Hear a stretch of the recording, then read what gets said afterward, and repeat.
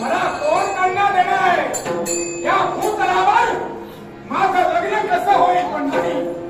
आजपर्यंत मी केलेला मंत्र सामर्थ्य, दैवी सामर्थ्य आणि त्या दैवी सामर्थ्याच्या जोरावर मी एक बालिका निर्माण करतोय.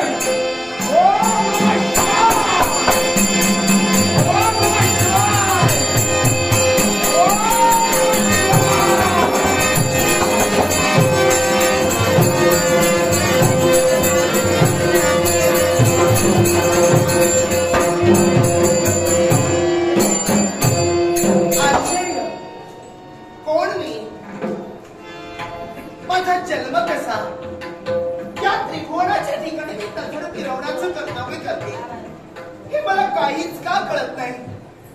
कोण माझी जन्म देणारी माता पिता मला काहीच कसं कळत. हे बालिके आश्चर्यानं तिकडे तिकडे अवलंबन करते. तुझे मार्ग सदैव शिवकर आणि शिवकर होते. ऐक बालिके, कोण आहे हा तुला प्रश्न सतावतोय? मग ऐक, तुझा देहदाता मी आहे. मी माझ्या मंत्र सामर्थ्यानं यावेळी तुला उत्पन्न केलंय.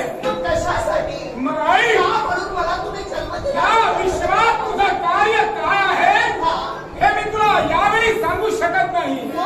पण जा, हे बालिके, या विश्वाच्या ठिकाणी या नभांगणात विहार करण्याचं सामर्थ्य मी तुला देतोय.